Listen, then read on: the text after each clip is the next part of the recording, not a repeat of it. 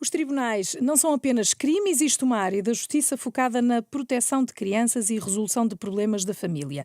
Divórcios, responsabilidades parentais, adoção, violência doméstica. Como está a justiça de família e menores e que desafios é que vai enfrentando todos os dias no terreno? É disso que vamos falar neste episódio com a ajuda da juíza Carla Silveira, do Juízo de Família e Menores de Santarém. Há cerca de 12 anos já a trabalhar nesta área. Comigo tenho o Dr. João Massano, bastonário da Ordem dos Advogados, parceiro deste podcast. Muito obrigada pela sua presença. Começamos por, desde já, perguntar: a criança hoje em dia, e tanto vamos ouvindo falar do supremo interesse da criança, superior interesse da criança. A criança hoje em dia é considerada de forma diferente pela justiça e pela sociedade?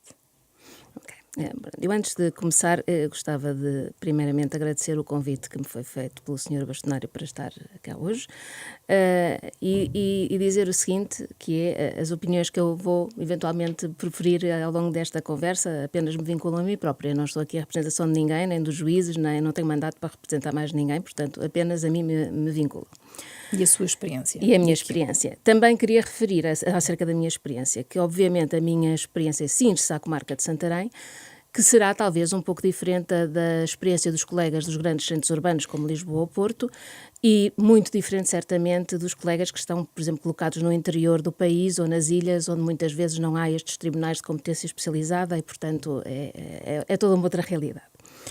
Em relação ao que me pergunta sobre digamos, a centralização das preocupações no interesse superior da criança, pois isto obviamente que é uma conquista, e uma conquista que foi feita ao longo do tempo e com as alterações legislativas que foram surgindo nos anos mais recentes, porque, embora se falasse disso já desde 1978, que é a lei da Organização de Tutelado de Menores, que foi a primeira lei que falou sobre estas questões das crianças, é uma coisa que tem surgido com mais acuidade nos últimos tempos, e estamos todos muito cientes de que, efetivamente, a preocupação central dos juízes de família e menores, dos tribunais de família e menores, é no sentido de pensar o que é melhor para esta criança nas suas condições, o que é que satisfaz o seu superior interesse, que às vezes não é o mesmo para todas as crianças, não é? Tem que ser ponderado caso a caso.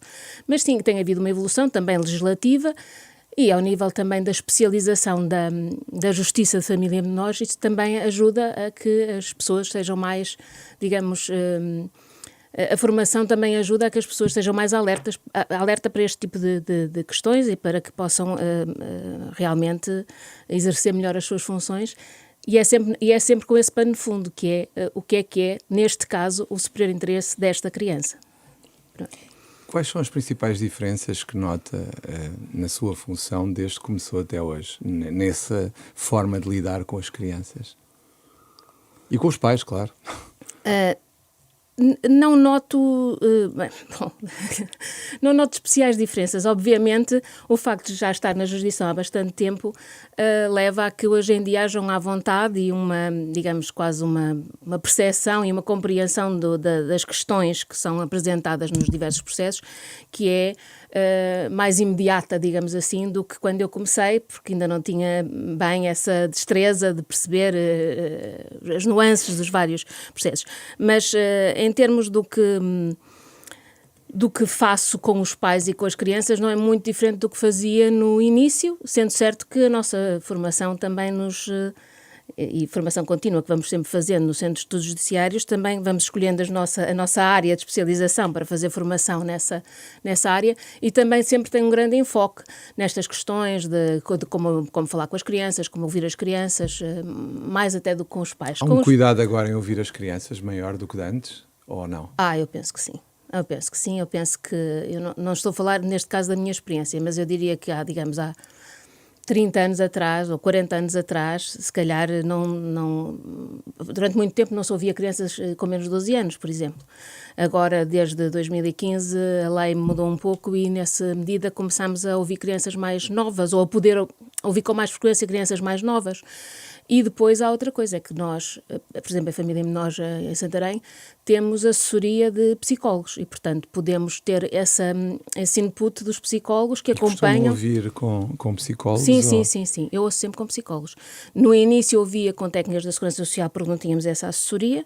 Atualmente, como temos essa assessoria dos psicólogos, a larga maioria das crianças é ouvida com a presença de uma senhora psicóloga, porque são 2 assessoras, de uma senhora psicóloga, que faz a preparação das crianças, faz a aferição prévia da capacidade das crianças para serem ouvidas, não é? E da vontade, porque há crianças mais novas que, por simplesmente, não querem ser ouvidas, têm esse direito. Não é uma obrigação que as crianças sejam ouvidas, é um direito das crianças. E, portanto, eu tento fazer previamente pedir essa aferição previamente e depois, conforme a informação que vem, ouço ou não, mas realmente ouvem-se crianças mais novas e ouvem-se crianças, digamos, já preparadas de outra maneira para estar presentes em tribunal. Acontece? Ou seja, estamos habituados a ver a sala tradicional do tribunal. Sim.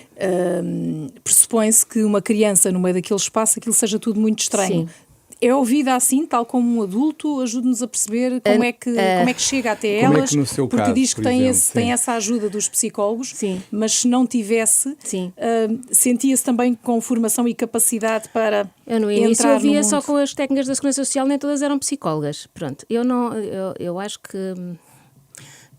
que qualquer juiz que pense que é psicólogo ou sabe psicologia o suficiente para lidar com as situações que se lhe apresentam, qualquer juiz de família menores, entenda-se, está provavelmente condenado ao fracasso, porque nós não dominamos, não é, a área da psicologia como os psicólogos. Portanto, podemos ter uma certa intuição, proveniente também da experiência, mas não devemos entrar por campos que não são a nossa área de saber.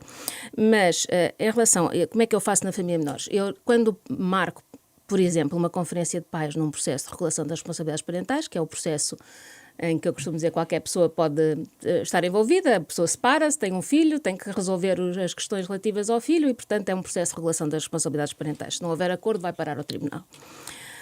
E então, eu, conforme a idade da criança, se tiver menos de 12 anos, peço previamente à assessoria de psicologia para aferir, então, da capacidade da criança e vontade para ser ouvida, e se me disserem que sim, que tem vontade e capacidade para ser ouvida, no dia da conferência a criança vem e é ouvida. Na prática, como é que isso funciona? Ouvida sozinha, sim, só na presença da senhora psicóloga, minha, da senhora procuradora e da funcionária, que não pode ir embora, e sem a presença dos advogados que eventualmente existam dos pais, e como a nossa sala de audiências é muito informal, é a antiga biblioteca do tribunal, quando o tribunal foi criado era só de juízes cíveis e aquilo era a biblioteca, aquilo antes era a escola prática de cavalaria, portanto já sofreu grandes alterações ao nível da estrutura interna desde então. Pronto, mas é uma sala bastante informal, quase não desnivelada e bastante amigável. Portanto, normalmente a senhora psicóloga faz a apresentação da sala às crianças também previamente. Quando faz essa aferição da capacidade, se a sala estiver livre, vai mostrar-lhes a sala, vai explicar-lhe onde é que as diversas pessoas estão sentadas e com quem é que vai falar. Se forem crianças mais pequenas ou mais frágeis de alguma maneira, que necessitem de uma maior proximidade, nós sentamos-nos ao nível das crianças e falamos com elas, assim, ao nível da mesma mesa, como estamos aqui agora. Temos uma sala supostamente de audição das crianças, mas que neste momento ainda não tem equipamento a funcionar ao nível da gravação e por isso... E que diferença é que terá essa sala? É uma sala, olha, é uma sala pequenina, mas que está decorada com coisas alusivas à infância e, portanto, é uma sala de espera, no fundo. Tem uma mesinha redonda no centro, tem uns sofazinhos, pronto. Tem a vantagem de ser uma sala mais informal neste aspecto, parece uma sala de espera, não parece uma sala de audiências. Tem a desvantagem de ser uma sala muito pequena e aquilo às vezes, se entrar eu e a procuradora e a criança e a psicóloga e a funcionária pode ficar do outro lado, que aquilo tem um vidro unidirecional e, portanto, ela pode fazer o seu trabalho de lado do vidro e a criança não a vê, mas acaba por ser um pouco... Se pudesse mudar, o que é que faria num tribunal para que fosse melhor para ouvir as crianças? O que é que acha que um tribunal deveria ter para que as crianças se sentissem melhor, como é a sua preocupação e demonstrou aqui? Eu acho que se fosse possível termos salas deste género da nossa, devidamente equipadas, mas com outras áreas, com outras áreas que não fossem tão opressivas, porque, no fundo, quatro adultos em cima de uma criança é muita gente em cima de uma criança. Estão todos a olhar para ela, não é? Pronto. Seria isso. Mas eu, na verdade, acho que também às vezes há um mito à volta disto. Porque as crianças sem preparação às vezes quase estão à espera que nós estejamos lá de martelo e peruca. E eu, por exemplo, eu não uso beca quando ouço as crianças, não uso o traje profissional, nem eu nem a minha procuradora, é a nossa opção. Mas às vezes as crianças estranham, então não devia ter ali uma coisa preta e uma peruca e um martelo, então onde é que está o martelo? E isso é desmistificado um pouco pela psicóloga antes de as levar à sala. Mas no início, quando ainda não era a senhora psicóloga, eu tinha assim algumas reações do género, então, mas é isto? Uma sala de audiências? É isto um juiz? Quer dizer, não, pronto. Eu também no início, por vezes, fazia as diligências em gabinete, eu via as crianças em gabinete com uma mesa redonda no meio. Pronto, isso alterou-se com o Covid, porque pronto, a partir do Covid começou a ser muito complicado fazer diligências em gabinete, mas também por causa, obviamente, do aumento da utilização dos espaços e do aumento de processos e também começou a ser mais difícil ter esse gabinete disponível para isso. E ia-lhe perguntar também precisamente isso. Cada criança é uma criança e o tempo associado às diligências será o necessário. Eu presumo que seja isso que me vai dizer. Mas tendo em conta o número de processos, que também presumo que tenham vindo a aumentar ao longo dos anos, e ele pedir ajuda também nesse sentido, a sua percepção, o que é possível? Ou seja, consegue-se ouvir 1, 2 por dia? Como é que o trabalho vai sendo feito? E já agora acrescentando também à pergunta da Liliana, era importante explicar às pessoas que muitas das vezes, ou quase sempre, a relação que um tribunal estabelece com os pais e com a criança muitas vezes é mais longa até que a própria relação que deu origem à criança. Pois, isso nunca fiz uma estatística para ter essa noção. Mas, pronto... Começando por aqui, eu realmente, por exemplo, há crianças que já ouvi várias vezes em diversos apensos do mesmo processo, porque o processo começou de uma maneira, depois houve uma alteração, depois houve um incumprimento e vai-se ouvindo as crianças várias vezes. É que dá a volta ao abecedário às vezes. Tentamos que não dê, mas não depende só de nós, não é? Não depende só de nós. Em relação ao tempo, pois eu fui adaptando, também adequando a duração das diligências, quando as marco em agenda, de acordo com essas necessidades de audição ou não das crianças. A audição normalmente não é muito demorada, porque a ideia da audição das crianças, ao contrário do que as pessoas pensam às vezes, não é produção de prova. Nós não ouvimos as crianças para saber se o pai está a dizer a verdade ou se a mãe está a dizer a verdade. Não é? Ou para confirmar algum episódio que esteja relatado nos processos, pelo menos não nesta fase inicial dos processos. Isso pode acontecer em julgamento, já com outros formalismos. Mas nem em sede de conferência, a audição é destinada unicamente a colher a opinião da criança acerca da sua situação de vida e do seu projeto de vida, tal como ela o imagina ou pensa, não é? Portanto, se mora com a mãe, se está confortável com isso, se gosta de estar com o pai, se gostava de estar mais com o pai, se gostava de dividir a residência entre o pai e a mãe, se já pensou nestas questões, porque é que então, afinal, quer morar com o pai ou com a mãe em detrimento de morar em tempos iguais com ambos, este tipo de questões. Normalmente eu pergunto-lhes sempre pela escola, mas isso é uma coisa minha. Pergunto-lhes sempre pela escola, se gostam da escola e essas coisas, já pensaram o que é que gostariam de fazer um dia mais tarde, quando são mais velhinhos. Pois é, e perguntava, isso são respostas que se dão a partir de que idade? Eu ouço a partir dos 8. Desde que a criança queira e tenha capacidade para ser ouvida, eu ouço a partir dos 8. Portanto, depois o discurso é adequado conforme a idade da criança. Não ouço normalmente abaixo dos 8, porque acho que as crianças não têm capacidade para perceber o que é que está em causa, nem sequer para emitir uma opinião livre, autónoma, sua, não é? Verdadeiramente sua sobre as questões que estão em causa. E o risco de poder ser orientada nas suas opiniões é muito grande. E acho que também não gosto de colocar as crianças nessa posição de acharem que vão lá escolher alguma coisa e faço sempre questão de lhes explicar. Aliás, isso também é explicado pelas senhoras psicólogas. Não é a decisão, que a decisão não é delas. Exato, mas como é que consegue, até a propósito do que disse, como é que faz para conseguir que a resposta seja efetivamente livre e não condicionada pelo que lhe disseram em casa? Quais são as estratégias que utiliza? Não posso revelar as minhas estratégias. Sim, mas em abstrato, como é que um juiz sabe? Não sabe. Pois, Como é evidente, não sabe, não é? Não tem bola de cristal, não sabe. Mas pode intuir, às vezes, do modo como as respostas são dadas, às vezes, pelo que é dito pelas crianças. Por exemplo, a criança narra um episódio que a faz não querer estar com a mãe, por hipótese. E é um episódio que a criança não podia ter conhecimento, por exemplo, face à sua idade. É um episódio que lhe tem de ter sido contado por alguém.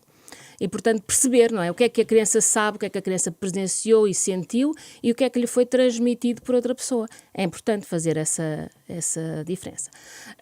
E às vezes consegue-se perceber isso, não é? Porque as crianças acabam por dizer, foi a tia, o avô, o pai, a prima, pronto. E aí conseguimos perceber que, se calhar, há uma imagem que está a ser criada que não é livremente, digamos, criada pela criança, mas que foi... Que decorre de relatos que lhe foram feitos de episódios normalmente desagradáveis, que se passaram junto de quem a parte que incute esses episódios não quer que a criança esteja. Normalmente o que fazemos é socorrer-nos das perícias, não é? Nesses casos, se realmente por exemplo, há uma recusa total de uma criança em estar com um dos pais, normalmente recorremos a uma perícia para tentar perceber qual é o fundamento dessa recusa e se realmente é fundado em coisas que a criança experienciou e viveu ou se é incutido por alguém. E já lá vamos às perícias também, mas só para que se perceba que tipo de conflitos é que se resolvem entre pai e mãe nestes tribunais e o que é que vai notando, se há algum tipo que se vá destacando mais nestes tempos? Assim, nos processos de regulação das responsabilidades parentais, normalmente o grande conflito é à volta da fixação da residência das crianças. E depois, em segundo lugar, é o da pensão de alimentos. Pronto. Quando há lugar à fixação de pensão de alimentos, às vezes é complicado. Mas por conflito ou por incapacidade financeira que se vai notando? Ou alegada incapacidade financeira? Porque, como eu costumo dizer, quem paga acha sempre muito, quem recebe acha sempre pouco. Pronto. É um facto. Pronto. Portanto, genericamente por isto, e depois há aqueles casos particulares em que é mesmo por maldadezinha ou picardia, Pode não só é? dar exemplos que possam ser anonimizados do que é que se passa nos tribunais, que era isso que eu acho que as pessoas gostavam ou precisam de saber para terem alguma consciência, porque de facto nós que estamos nos tribunais vimos coisas que são inacreditáveis e com a sua experiência já deve ter visto muitas coisas. Porque o filho é um projeto de 2, mas quando chega a esta hora é difícil autonomizar, não é? O grande problema normalmente é que as pessoas não conseguem separar o que foi o conflito entre os adultos do que é o melhor para o seu filho, para a sua filha, para os seus filhos, pronto. E às vezes as pessoas agarram-se, não é, aos filhos como se fossem propriedade e às vezes usam-nos como uma arma de arremesso contra o outro. E depois isso vê-se, por exemplo, nos encumprimentos das visitas. Não vai porque eu não quero, não vai porque eu não deixo, depois já é o filho que diz que não quer ir porque entretanto já não foi não sei quantas vezes. Pronto. Digamos, nós temos ali as mais íntimas, não é? As mais íntimas preocupações e aspirações das pessoas quando são pais e têm, não é? Com o sofrimento aliado à perda da relação conjugal, digamos assim, não é? De casal, e depois, muitas vezes, também todos os estereótipos culturais que temos, não é?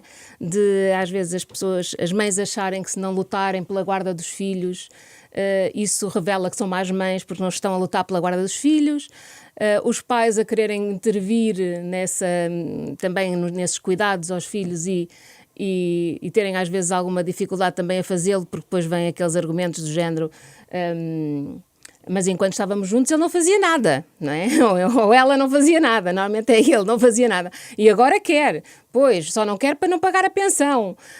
Pronto, é a complexidade dos sentimentos ali à flor da pele. E há mais conflito, ou seja, as relações são mais conflituosas hoje?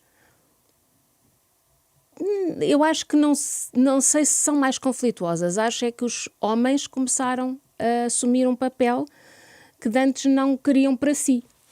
Querer a guarda, não é? Querer a guarda, querer a residência alternada, querer partilhar mais as responsabilidades relativas aos filhos, querer assumir as idas aos médicos e as atividades extracurriculares e essas coisas.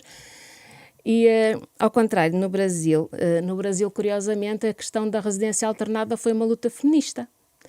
As mães achavam, que começaram a achar a da altura, que também trabalhavam, também tinham a sua vida, também tinham direito ao seu tempo livre, e, portanto, se o filho era dos dois, a residência tinha que ser partilhada pelos dois.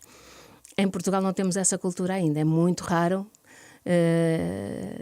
haver essa cultura aberta, não é? Pronto, nos mais jovens, às vezes há. Mas eu diria que é uma coisa que atravessa todas as gerações e todas as classes sociais. Não se pode dizer assim, os mais jovens são mais abertos à residência alternada e os mais velhos... Não se pode dizer isso. É uma coisa transversal. Há uma coisa que eu também queria perguntar, que tem a ver com o que a Liliana perguntou, que é a questão dos conflitos. A ideia que eu tenho enquanto advogado, e até do que vou ouvindo, é que os conflitos têm uma natureza diferente. Porquê? Porque muitas das vezes há acusações de violência doméstica, de abusos sexuais, em relação ao menor, em relação à criança, que depois se vêm a comprovar que não existiram. Isto não estamos já num campo muito complicado. Quando assim é um campo muito complicado. O que é que se está a passar com as pessoas? As pessoas perceberam que uma queixa de violência doméstica traz benefícios a uma regulação das responsabilidades. Pode trazer benefícios ao menos temporários a uma regulação das responsabilidades parentais ou uma queixa de abuso sexual. Que benefícios para as pessoas perceberem? Se um pai ou uma mãe chega a uma conferência, normalmente é preciso que se diga o seguinte: as nossas conferências iniciais das regulações das responsabilidades parentais são conferências em que nós temos apenas a peça processual que dá início ao processo. Portanto, temos a versão, quando muito, de uma pessoa, não é? Normalmente não temos grandes documentos, e temos a versão de uma pessoa que às vezes pode dizer só isto: nós estamos separados e somos pais desta criança e é preciso regular as responsabilidades parentais, nós estamos de acordo. E pode ser isto que nós temos, isto, não é? E avançamos para a conferência e às vezes há alguém que diz alto que há um processo de violência doméstica, alto que há um processo de abuso sexual. Obviamente, se nos invocam isto com o número de processo e de forma séria, o Tribunal primeiro vai averiguar minimamente o que é que se passa nesse processo para poder fixar um regime provisório, que é normalmente agora o resultado de uma conferência de pais, numa primeira conferência de pais, ou há um acordo que é homologado pelo Tribunal, um acordo entre os pais que é homologado pelo Tribunal, ou fixa-se um regime provisório com os elementos que se tem, que são estes que eu acabei de referir. Não é? Portanto, se há um pai que aparece com uma destas informações, há um processo de violência doméstica, há um processo de abuso sexual, o Tribunal tende a parar ali um bocadinho e tentar perceber o que é que se passa nesse processo. E é um processo, não é uma queixa com um número. É um processo mesmo aberto já a correr. Uma queixa com um número é um processo. Portanto, é disso que estamos a falar. Sim, qualquer queixa dá aso a um processo. Pronto.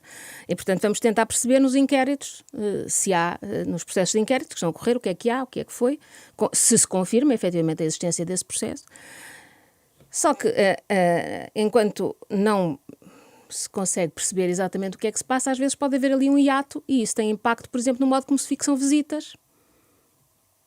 Não é? A um pai ou uma mãe que supostamente tem contra si a correr um processo de inquérito por abuso sexual ou violência doméstica. A violência doméstica, pois tem o acréscimo do legislador presumir que se há processos de violência doméstica ou condenações por violência doméstica, que não deve ser fixada à residência alternada, porque ela é contrária ao superior interesse da criança.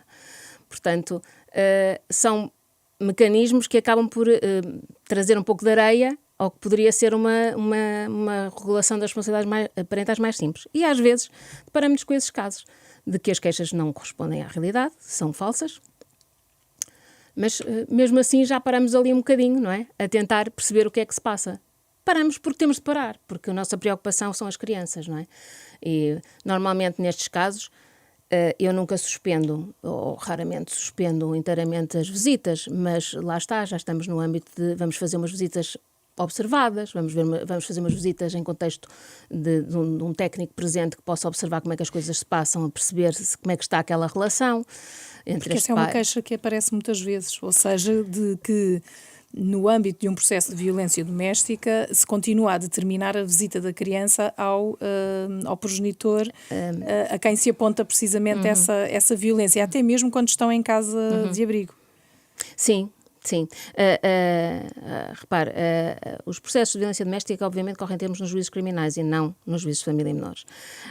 E as questões que aí se põem são diferentes das questões da família e menores. A nossa preocupação é, de alguma forma, manter, tanto quanto possível, alguma relação entre os pais e as crianças, a menos que realmente estejamos a falar, por exemplo, de violência doméstica contra os próprios filhos. Mas, grosso modo, enquanto não se percebe bem o que é que se está a passar, tentamos manter algum mínimo de relação, mas acompanhada, não é? Acompanhada por técnicos, em que as crianças não estão sozinhas com esse pai ou essa mãe, e também se percebe daquela observação daquelas visitas se realmente há interesse daquele pai ou não, ou daquela mãe, como é que as crianças reagem, se estão confortáveis, se estão desconfortáveis, e isso também depois é tudo ajustado.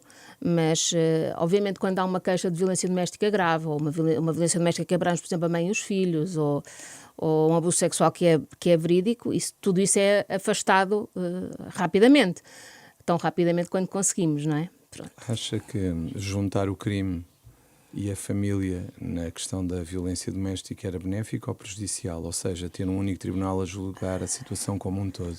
Na verdade, Qual é a sua opinião? não acho que fosse benéfico, porque cada um de nós tem, é melhor dizer, cada jurisdição tem a sua visão sobre o assunto, são visões diferenciadas. A nossa visão na família em menores é protetiva da criança. Portanto, proteger primeiro, perguntar depois, basicamente. Portanto, nessas circunstâncias podemos até, por um período de tempo, suspender as visitas enquanto não percebemos o que é que está a passar no processo de crime. Às vezes também, isto é tudo caso a caso, não é? Conforme o que nos trazem, caso a caso, perceber, pronto. Eu normalmente sou pouco favorável à suspensão total de visitas, porque acho que, pronto, mas há situações em que tem de ser. O crime olha de outra maneira, não é? Para as situações. E depois, de alguma forma, nós já há uma intercomunicação entre ambas as jurisdições daquilo que é preciso haver. Por exemplo, se há umas declarações para a memória futura no crime, fazem-nos chegar à família. Se há alguma declaração, ou por exemplo, na auscultação da opinião da criança, se resulta dali alguma coisa que possa configurar interesse para o processo de crime, nós comunicamos ao processo de crime. Portanto, há comunicação entre as jurisdições. Mas acho que também com a especialização, cada jurisdição passa a ter mais mão, digamos assim, para os seus assuntos, não é? E nós, na família menores, temos, talvez, vamos nos afastando da estrita questão criminal, e temos menos mão, às vezes, para as questões criminais do que para as nossas questões. E acha que o sistema, ainda continuando a falar sobre estas situações dos abusos, das acusações de violência doméstica, acha que o sistema poderia melhorar de alguma forma para se defender melhor destas situações, ou acha que o que é feito atualmente já é o que se pode fazer? Eu acho que o que nós fazemos o que nós fazemos atualmente é o que está em linha com as orientações até europeias.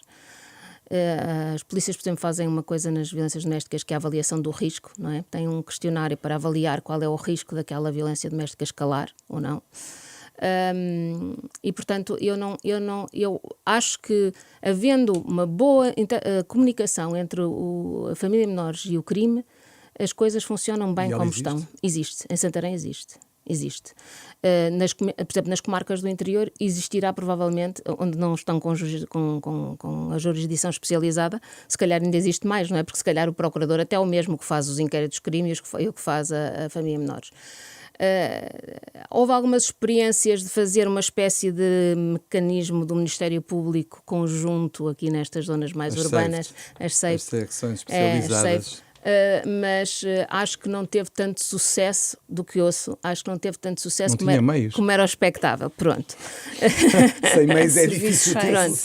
Mas nós, por exemplo, ali em Santarém, eles estão muito, muito, muito bem articulados e qualquer coisa, até por telefone. E essa articulação é fundamental, porque todas as peças fazem parte deste processo, não é? E desta história destas crianças. Sim. Há pouco falava das perícias e do recurso a estas perícias. O que é que não são feitas sempre com as pessoas, presumo, que estão no tribunal e que fazem essa assessoria, não é? Não. Ajude-nos a perceber de onde é que elas vêm e se confiam a 100% nesse trabalho. Que peso é que isso tem depois na vossa decisão? As perícias normalmente são solicitadas ao Instituto Nacional de Medicina Legal e são feitas por peritos psicólogos ou psiquiatras que trabalham com o Instituto Nacional de Medicina Legal. Normalmente as perícias são fidedignas, digamos assim, porque são não são perícias de uma mera conversa, não é? Não é uma conversa que os psicólogos têm com os pais. Há uma bateria de exames psicológicos que são feitos aos pais e às crianças, e daí é que extraem as conclusões, as conclusões que houver a extrair relativamente às competências parentais, à vinculação daquela criança ao pai ou à mãe, e, portanto, as perícias normalmente vêm bastante bem fundamentadas, e fundamentadas designadamente nesses exames, que são exames do âmbito da psicologia, que estão, digamos, não sei, normalizados, era digamos isso que eu ia assim. dizer, basta vir lá o consultório, a técnica, há alguma espécie de carimbo para reconhecer a validade, porque há vários métodos de avaliação. Como é que há alguma coisa que valorizem mais do que outra nesses vários pareceres que vão chegando? Mas não são vários pareceres. Não, nos vários casos, não estou a dizer sobre a mesma pessoa. Sim. Porque uma faz com o método A, outra faz com o método B. Não. O que vos chega... Isso está padronizado. Isso está padronizado no Instituto Nacional de Medicina Legal. Basicamente, os testes são sempre os mesmos, são feitos aplicados pelos psicólogos nas entrevistas com as pessoas, mas isso está padronizado. Portanto, grosso modo, os relatórios periciais são muito parecidos, porque fez o teste tal, deu este resultado, fez o teste tal, deu aquele resultado, e depois as conclusões são, digamos, a conclusão de todos aqueles exames, não é? O que é que resulta relativamente à pessoa de todos aqueles exames. Pronto. Portanto, não é... E tem um peso importante depois na decisão. Tem um peso importante, como qualquer perícia em qualquer jurisdição. É quase vinculativo. Quase. É, não estou a dizer que é vinculativo, mas é quase. Digamos que é muito difícil sustentar uma decisão que vá contra um resultado pericial se ele for muito negativo ou muito positivo, não é? E diga-me o seguinte, todos os relatórios que lhe chegam, que lhe têm chegado à mão até agora, são todos conclusivos ou às vezes há zonas cinzentas? Era isso que eu lhe queria pedir. Há muitas que zonas cinzentas. Às vezes é... E em que termos é que essas zonas surgem?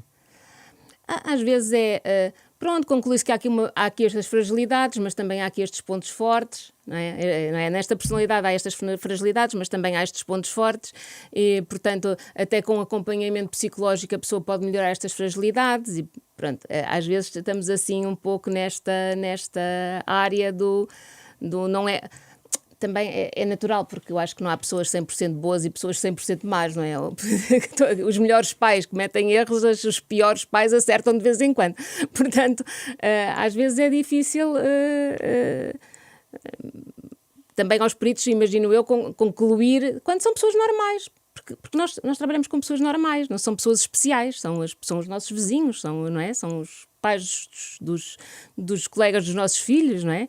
São pessoas normais, que vivem as suas vidas normais, não são perfeitas, não são deuses, não são diabos, são pessoas normais que se nos são apresentam. Cada vez mais novas? Ou nem por isso? Não noto isso. Diria que não noto isso, não. É como eu dizia há bocadinho, atravessa todas as idades e atravessa todas as camadas sociais, não tem... Quando nós olhamos para todas as realidades que nos têm vindo a surgir nos média, nomeadamente os casos dos irmãos abandonados, os casos das creches, dos assédios, como é que olha para isto e o que é que nós, enquanto sociedade e os tribunais, podem fazer para combater estas realidades?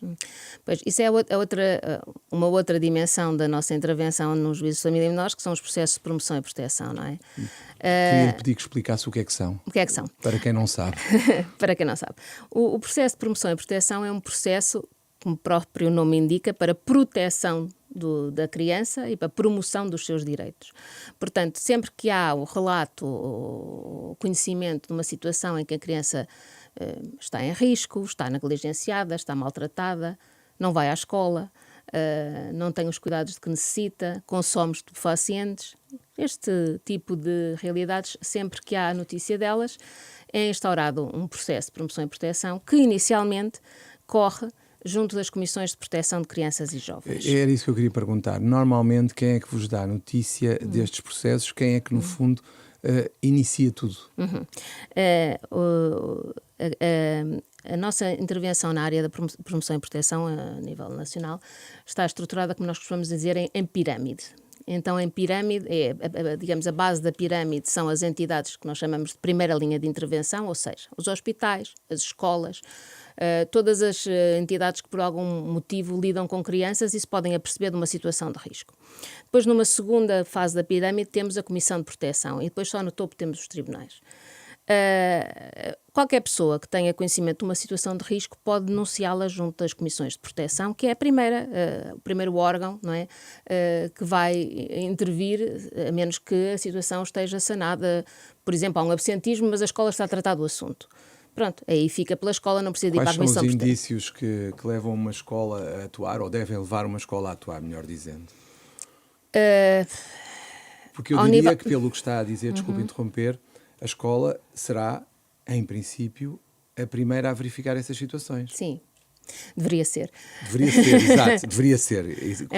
Pronto, dependendo do que for, não é? Pronto. Mas eu acho que, como pessoas, todos nós sabemos ou percebemos se uma criança aparece com nódoas negras diariamente, ou vai dormir para as aulas, ou chega com fome e quando lhe é apresentada a comida come vorazmente, nós percebemos que alguma coisa se passa, não é? Acho que todas as pessoas, se estiverem atentas, percebem que alguma coisa se passa. E as escolas, tendo conhecimento desse tipo de situações, e normalmente penso que acabam por ter, devem tentar ver se conseguem, lá está, como entidades da primeira linha, fazer alguma coisa para, por exemplo, se é preciso um apoio social, se é preciso que não foi, no início do ano, não foi tratado por algum motivo, mas que ainda pode ir a tempo, se é uma questão económica, se há algum apoio social que é necessário, se é preciso dar refeições gratuitas à criança. Se a escola percebe que aquilo está a ultrapassar um nível que já não tem a ver com as suas competências e que, portanto, não pode ajudar, deve sinalizar a criança à Comissão de Proteção e falo. Às vezes fazem-no assim um bocadinho, tentam esgotar um bocadinho a sua intervenção. Quando é que se passa essa linha? O que é que tem que acontecer para se passar a linha para a CPCJ? A linha é do observador. Okay. Não é? Portanto, quem vê a criança e está com a criança e se apercebe da situação da criança, é que tem que fazer esse juízo de, pronto, nós ainda podemos aqui resolver na escola, ou ainda podemos resolver aqui no hospital, ou já não podemos. Isto é uma coisa, digamos, conjuntural na vida da criança e, portanto, tem que ser outra entidade a intervir. Normalmente, quando as situações atingem um certo, por exemplo, o patamar do abandono escolar, por exemplo, uma criança que desaparece 2 meses da escola, isso é comunicado logo à Comissão de Proteção. Ou outras situações desse género. Às vezes, as próprias pessoas anónimas, vizinhos ou pessoas que se preocupem com as crianças, podem fazer essa sinalização. É comum isso acontecer? Nem sempre pelos bons motivos, não é? Às vezes não é pela criança, é pelo adulto. Às vezes eu diria que as situações depois não se confirmam, não é? Foi só uma queixa para aborrecer alguém. Pronto. E isso acaba... Isso é frequente? Ou tem vindo a tornar-se frequente, melhor dizendo? Isso ocorre. Não diria que é frequente, mas por vezes ocorre. E o que é que acontece? Esgota recursos que deveriam estar a ser orientados para casos, efetivamente, que necessitam deles, não é? Portanto, não é bom. Mas pronto. Mas por outro lado, temos uma sociedade mais desperta nas escolas, nos hospitais, com profissionais atentos também a esta situação e a assumirem esse papel que também têm? Na saúde, sim. Na saúde é imediato. Se aparecer uma criança com uma suspeita de um abuso sexual ou de um maltrato, é imediato. Nas escolas, como digo, eu acho que eles às vezes tentam ver se conseguem ali uma panaceia para ajudar de alguma maneira sem fazer, mas quando concluem que não, acionam as comissões de proteção. As comissões de proteção só podem intervir com o consentimento dos pais e a não oposição dos jovens que tenham mais de 12 anos. Portanto, às vezes fazem uma primeira reunião, as pessoas chegam lá e dizem não concordo, não consinto, pronto. E aí o processo transita para o Ministério Público e é instaurado um processo judicial, aí sim já no tribunal, no topo da pirâmide. E é frequente? Muito frequente, muito frequente. Temos muitos processos de promoção e proteção pelos mais variados motivos. Porquê que as pessoas não aceitam a intervenção da CPCJ na sua opinião? Nós temos muitos, mas eu acho que as comissões de proteção têm muitos mais. Eu não digo que toda a gente genericamente não aceita a intervenção da comissão, mas a certo é que há muitos que vão acabar no tribunal. Isso é uma perspectiva que talvez o Ministério Público tenha melhor do que eu, porque eu não lido diretamente com essa parte da situação. As pessoas às vezes não aceitam por desconfiança. porque como é uma instituição, digamos, ainda de alguma forma informal e que depende do consentimento e às vezes está a tentar convencer os pais a fazer alguma coisa que eles não querem aceitar, eles acham que é mais fácil retirar o consentimento, depois aquilo vai para o tribunal e o tribunal logo decide. Pronto. Outras vezes é porque as pessoas já têm um processo de regulação em tribunal ou o divórcio, pronto, e portanto é mais fácil estar tudo a ser decidido na mesma instância. Nós também podemos pedir os processos de promoção e proteção nessas situações, quando entendemos que é importante sermos nós a decidir sobre a situação de risco, porque isso tem impacto na regulação das responsabilidades parentais, por exemplo. Portanto, os processos chegam-nos por esta via, sempre iniciando-se na CPCJ, depois passando aos serviços do Ministério Público que instauram o processo judicial. E a partir daí vamos ver o que é que se passa. Como é que olha para o papel e a constituição das comissões de proteção de menores? Às vezes fala-se da dificuldade de se constituírem, de funcionarem, porque não têm espaço, porque a autarquia não cede, porque... Não tem é difícil. Recursos humanos também.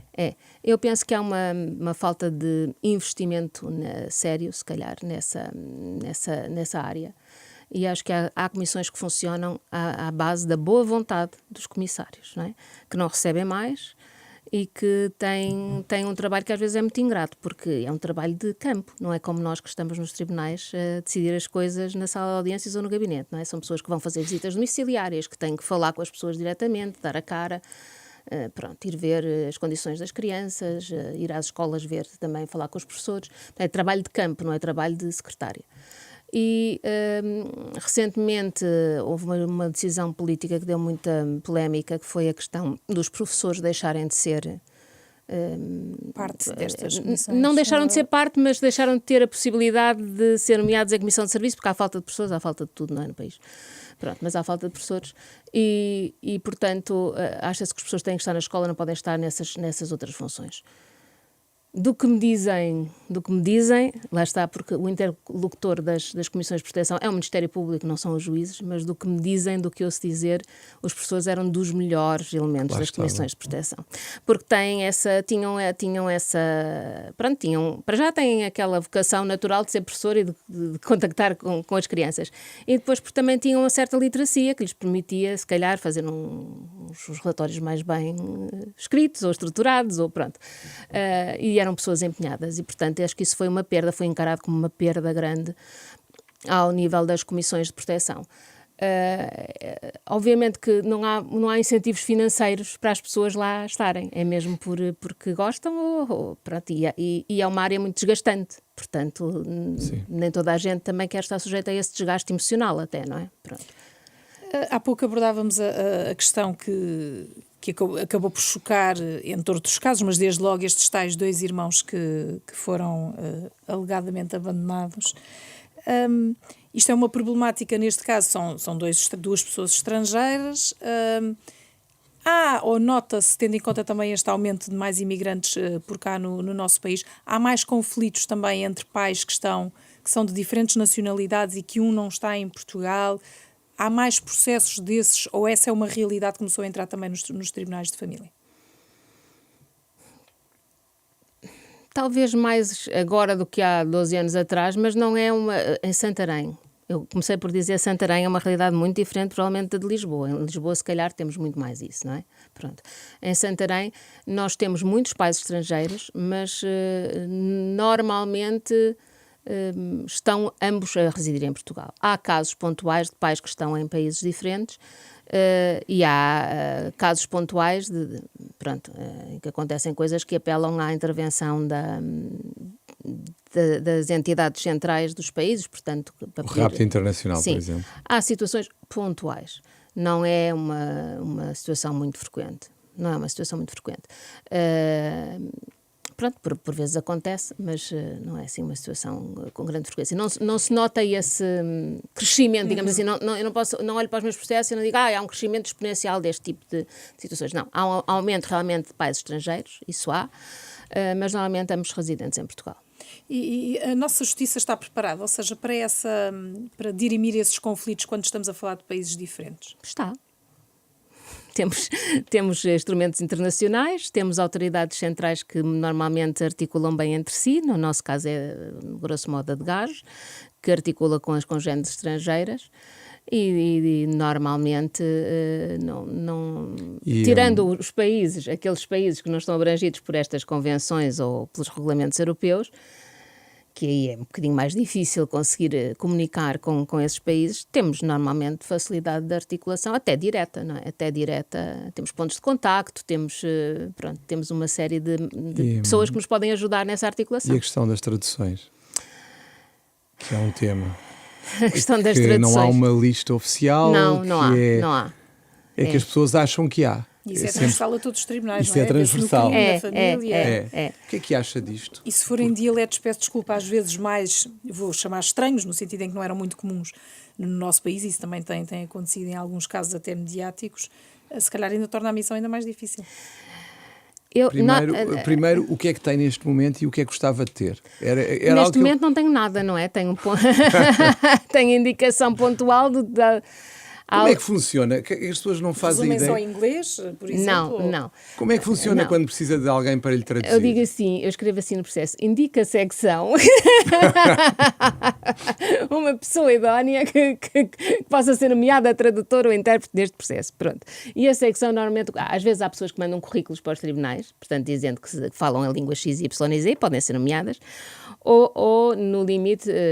pode-se pedir às embaixadas, não é? Embaixadas para indicarem alguém que domine, pronto, até às vezes que façam um trabalho de tradutor na embaixada é que indiquem. Curiosamente, ultimamente o que me dizem é, senhora doutora, para inglês é muito difícil. Inglês? Para inglês é muito difícil, porque ninguém quer ir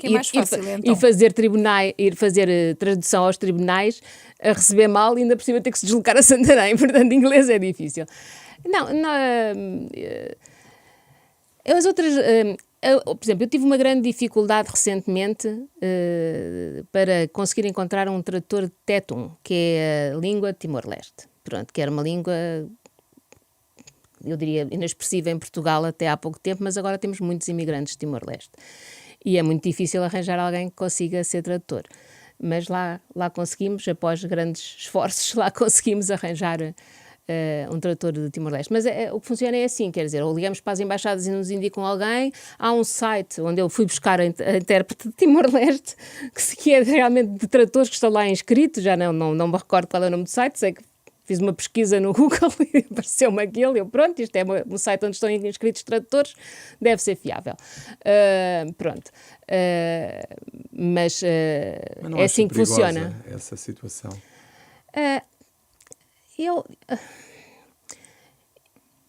Porque às vezes estas comunidades... Isso é uma pergunta difícil. Dar um bocadinho de tempo que estas comunidades não são muito grandes.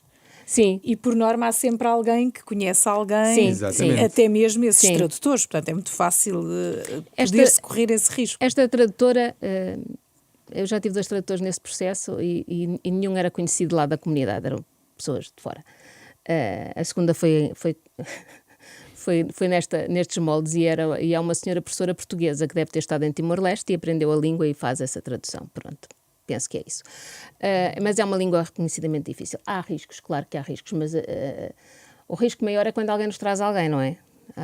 Eu conheço aqui este senhor que está aqui há não sei quantos anos e fala português, ele vai traduzir o que eu digo. Pronto.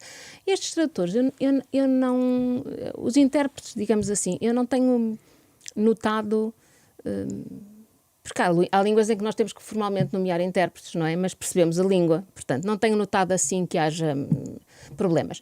Às vezes, nas traduções é um bocadinho mais difícil, porque agora com a inteligência artificial, às vezes as traduções vêm assim um bocadinho estranhas, mas também acho que é uma coisa que tem tendência a ser ultrapassada. Acho que agora está, pelo menos quem eu nomeio agora, trabalha melhor do que há uns anos atrás.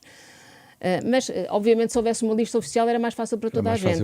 Para toda a gente, sim. Mas também não sei se chegariam para todas as comarcas do país em todos os momentos. Também tem esse risco. Já tivemos aqui no nosso podcast o diretor do SES, portanto, onde toda a formação começa. E acaba. Que defendia... E acaba, sim, sendo que depois, mesmo em curso, não vamos ser injustos, há algumas formações que são sugeridas. Há muitas formações. E que podem naturalmente, até ainda com o SES, continuar a fazer. Concorda com a ideia de que, terminada essa formação comum, e que é feita lá no SES, uma vez escolhida a área da família e das crianças, se de facto faz sentido uma outra formação particular para aquilo que aí vem?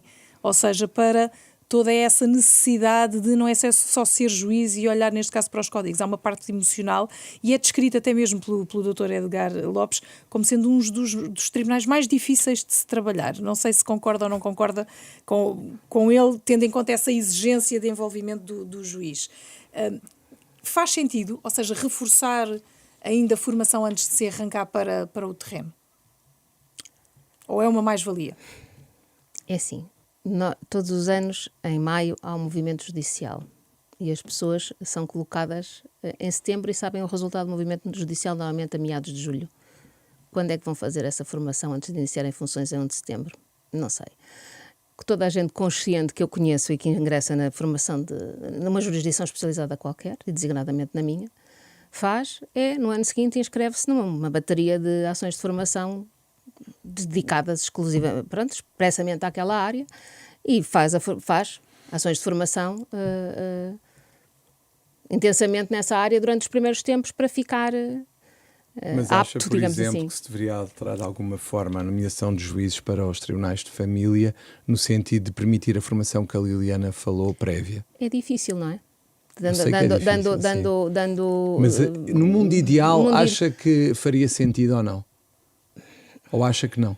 Eu acho que poderia fazer sentido haver ali uma formação para qualquer jurisdição, não é só para a família menores, para qualquer jurisdição especializada, haver ali vamos tirar um curso intensivo. Um curso intensivo ali de 15 dias em julho, digamos assim, pronto, e as pessoas iam fazer formação de 1 a 15 de julho, mas tinham que ter dispensa de serviço para isso, não é? Normalmente ainda estão a limpar aquilo que estão a fazer na sua jurisdição antes de mudar. Eu acho que toda a formação, ou melhor, eu acho que a formação deve ser tanta quanto as pessoas acharem que dela necessitam. E, portanto, as pessoas que vêm para esta área, como para qualquer outra área especializada, no início têm uma série de inseguranças, obviamente, e de incertezas e de dúvidas e até de coisas que depois, se calhar, quem lá está até parecem básicas, mas pronto. Agora, não nessa perspectiva de que é uma formação para que as pessoas, não sei o quê... emocionalmente têm que ser mais assim ou mais sensíveis. Eu discordo um bocadinho dessa visão romântica dos juízes de família menores. Eu não acho nada que nós tenhamos de ser mais sensíveis do que os outros juízes, porque a nossa função não é olhar para as situações e emocionarmos-nos com elas. Essa não é a nossa função. A nossa função é decidi-las gerindo a carga emocional que as situações têm, mas a carga emocional não pode ser em primeira linha nossa, é em primeira linha de quem está a atravessar aquela situação. E é muito importante a psicologia, como há pouco muito importante, dizia. Sim, muito importante. E que caminho é que ainda há a fazer por estes profissionais, ou a entrada destes profissionais nestes tribunais? Destes profissionais da psicologia? Pois, felizmente, agora com este último Conselho Superior da Magistratura, começou-se a abrir este caminho dos assessores de psicologia e é um caminho muito importante, não só para nós, mas também para a área do crime, porque quando são esses crimes, por exemplo, de abuso sexual ou violência doméstica, há pessoas que precisam de um acompanhamento de um técnico para prestarem declarações, etc. Portanto, eu acho que o investimento na assessoria é muito, muito importante, sim, e traz-nos realmente ferramentas que são uma mais-valia. Depois eu dou formação de magistrados e depois quando ouço os meus ex-estagiários a dizer mas eu estou aqui no interior, aqui não há nada, até a Segurança Social não me responde, não me liga, pois aí é muito difícil fazer omeletes sem ovos, não é? Pronto, e a parte da psicologia é um instrumento fundamental e nós acabamos também por ter formações nessa área no SERJ, ou componentes dessa área no SERJ, embora eu também acho, como disse inicialmente, não nos devemos substituir aos psicólogos, porque quando achamos que conseguimos substituir os psicólogos, se calhar não estamos aí pelo melhor caminho. Já entramos... Ia só fazer uma última pergunta, mas não acha que, eu concordo que não devemos substituir-nos aos psicólogos, mas não acha que os juízes deveriam ter uma formação na área da psicologia mais, diria eu, mais intensa, no sentido de terem uma percepção diferente, que não dispensa naturalmente os psicólogos, mas que lhes desse, porque eu às vezes o que eu assisto, e falo da minha experiência prática e do que me é contado por colegas, é que há juízes que estão ali na família e não têm a menor sensibilidade para o que estão a fazer. Como em tudo na vida. Como em tudo. A questão é que aqui as consequências são tremendas. Por isso é que eu acho que E é uma das coisas que eu creio que será mais difícil, porque no fundo estamos a decidir a vida de crianças. O que é para si mais difícil? Porque juridicamente pode haver uma decisão clara, mas depois a sua sensibilidade pode lhe dizer não, atenção, há aqui qualquer coisa. O que é mais difícil para si no meio disto tudo? Quanto a uma decisão. Peso é que as duas têm, não é? Peso Entre é que a as avaliação duas têm. jurídica e o entendimento e chegar àquilo que se passa naquela família. Eu penso que, felizmente, o nosso quadro jurídico permite uma pleia de decisões ajustáveis aos casos concretos, não é? Se calhar o desafio na família menores é não generalizar, é pensar cada caso como um caso. Realmente, cada situação, cada criança é uma criança, cada família é uma família, e temos que tentar adequar as nossas decisões àquela criança concreta e àqueles pais concretos, porque às vezes há uma certa tendência, até dos senhores advogados, de pensarem nos pais ideais, não é? O meu cliente é o pai ideal ou a mãe ideal, não é? E, portanto, estamos no mundo ideal. Ou se fosse o meu filho, eu quereria que fosse assim, portanto o meu cliente também deve querer. Às vezes parece que há assim um bocadinho este tipo de raciocínio. Nós temos que aceitar que os pais daquela criança são os pais daquela criança, ela não vai ter outros, não lhe vamos dar outros, e portanto temos que fazer o melhor que podemos com aquilo que temos. Pronto. E a nossa lei permite-nos fazer isso, ajustar ao caso concreto, não é? Ajustar ao caso concreto. Não há decisões a priori, não é? A lei não é a priori igual para todos. É uma lei, dentro do que é para decidir, que é plástica nesse sentido. Com orientações, não é? Mas plástica. Por exemplo, o facto da nossa lei dizer que devemos apelar a soluções de amplo contacto das crianças com ambos os pais não quer dizer que numa situação de abuso sexual ou de uma violência doméstica extrema que devemos ir por aí, temos que optar por outro caminho, não é? Isto são tudo orientações genéricas.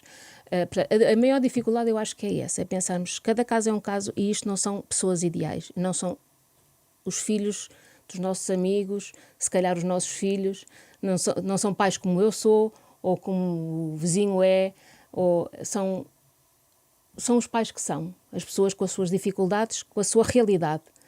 Às vezes também, em certas realidades, não é possível pedir mais às pessoas, não é? Se nos imaginássemos naquela situação, seria muito difícil darmos mais ou fazermos diferente. E aí é que eu acho que tem que haver uma certa empatia. Se isso é dado por formações da área da psicologia, pois não sei. É isso que eu sinto, é que a questão da empatia era muito importante que fosse generalizada agora sim. O caso concreto é fundamental e um dos riscos da inteligência artificial na família é esse, podemos partir para soluções genéricas aplicáveis a toda a gente, como quando foi aquela questão, de repente à moda da guarda partilhada, toda a gente tem, a residência tem que ser assim, e se calhar há vezes em que não deve ser assim, e na família o receio que eu tenho é exatamente esse, é a generalização que ainda por cima vai ser facilitada pela IA. Sim, é um desafio para o futuro, mas eu diria que a generalidade dos meus colegas que está na jurisdição e se mantém na jurisdição é por gosto.